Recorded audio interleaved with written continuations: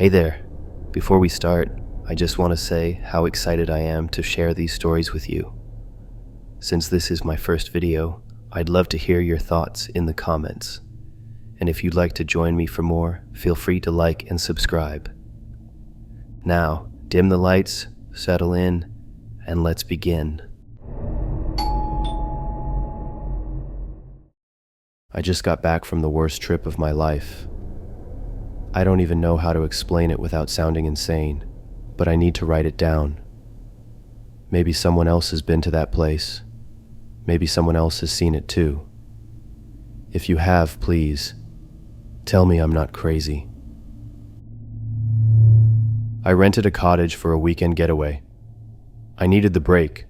Work had been exhausting, my social life non-existent, and I just wanted some time alone in a quiet place. The listing was perfect. Cozy, secluded cabin with vintage charm. I didn't think much of the vintage charm part until I stepped inside. The place was nice enough, warm and inviting, but the first thing I noticed was the porcelain doll sitting in a wooden rocking chair in the corner of the living room. It was old, probably antique, with glassy blue eyes and delicate painted lips. It wore a faded blue dress, and its black curls framed its tiny, pale face. Something about it made me uneasy, but I brushed it off as a weird decorative choice.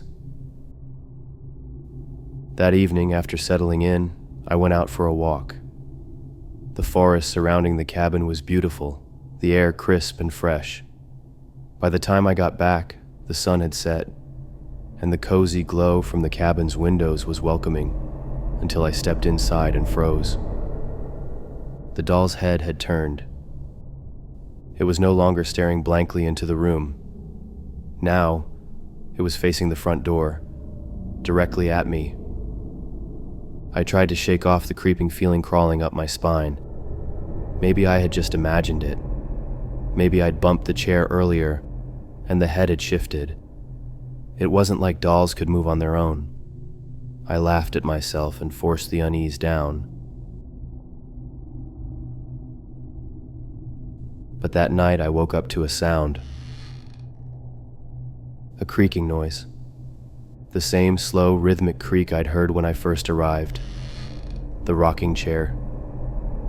My heart pounded as I lay frozen under the covers, listening. The chair was moving. I had to check. I told myself it was just the wind, or maybe I hadn't balanced the chair properly when I'd set my bag down earlier. Slowly, I crept out of bed, the wooden floor cold beneath my feet. My breath caught when I peeked into the living room. The doll was rocking. Not violently, not even much. Just enough for the old wood to groan. I stepped forward, swallowing my fear, and reached out. My hand shook as I grabbed the chair, stopping its motion. The doll remained still. I let out a breath, feeling ridiculous. Maybe the floor was uneven. Maybe I had just scared myself with stupid thoughts.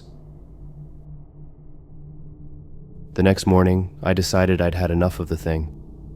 I turned the doll away from the door so it faced the corner. It was childish, I knew that, but I felt better not having it watch me. I spent the day hiking, exploring the nearby trails, anything to get away from the house. When I returned, my stomach dropped. The doll was facing the door again. I hadn't touched it. No one had been here.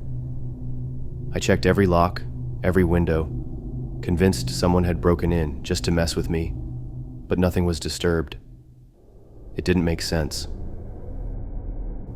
Panicked, I messaged the host. I asked if a cleaning service or anyone else had entered the house while I was gone. The response came quickly. No one else has access to the house during your stay. The doors are locked, and no one should have been inside. Are you okay? That didn't help. If anything, it made it worse. I wasn't staying in the same room as that thing. I picked it up. Its small body was heavier than I expected, and shoved it into the closet, closing the door tightly. Out of sight, out of mind. That night I barely slept. I kept hearing noises, small things, a creak here, a rustle there. It could have been the wind. I kept telling myself that. Then just past midnight, the sound came again. The creaking of the rocking chair. I sat up so fast I nearly got whiplash. My breath came short and panicked as I reached for my phone, turning on the flashlight. My body was screaming at me not to move, not to check, but I had to. I entered the living room. Barely holding back my panic, I shone my flashlight at the rocking chair, and my stomach immediately clenched. The doll was back on the chair. Its lifeless eyes were staring straight at me. My breath hitched, and my skin turned ice cold. My limbs felt sluggish, like I was wading through a nightmare I couldn't wake up from. I turned, eyes darting to the closet door. It was still closed, locked even. I wanted to run, to pretend I hadn't seen it, but my feet refused to move. How? How did it get out? I knew then. Something was playing with me. Something wanted me to know it was in control. I didn't sleep after that. I kept every light on, my body rigid and alert, flinching at every creak of the house settling. I locked my room's door, my fingers gripping the blanket so tightly my knuckles ached. My mind spun through every possible explanation, but none made sense. I counted down the hours until dawn, each second stretching unbearably long. The moment the first light touched the window, I made my decision. That was it, I was leaving. I packed my bag quickly, my hands trembling. I needed to get out of there before I lost my mind. But when I grabbed my bag, I realized something was missing. My car keys. I searched everywhere, on the table, in my bag, in my pockets. They were gone. My pulse pounded in my ears as I turned frantically in circles, my breath coming in short gasps. Then I noticed the chair was empty. The doll was gone. A cold dread settled in my gut. Despite the overwhelming panic, I continued to search for my car keys all over the house. My keys were nowhere. Frantic, I crouched down to look under the bed. My breath caught in my throat. The doll was there, cradling my car keys in its cold porcelain hands. I don't remember screaming, but my throat was raw when I snatched the keys and ran. I didn't care about locking the door. I didn't care about anything except getting out of there. I jumped into the car, my fingers fumbling with the keys. The engine roared to life, and I peeled out of the driveway, gravel flying behind me. I didn't look back. I couldn't. I don't know what happened in that house. I don't want to know. When I got home, I checked the listing again, but it was gone. Just vanished, like it had never existed.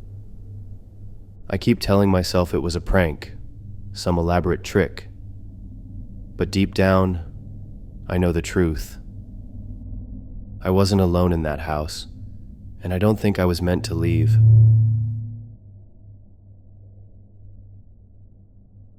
Thank you for watching this video. If you enjoyed it, don't forget to like and subscribe. I'd also love to hear your thoughts in the comments. Your support means a lot to me and helps me create better videos. Good night and see you soon.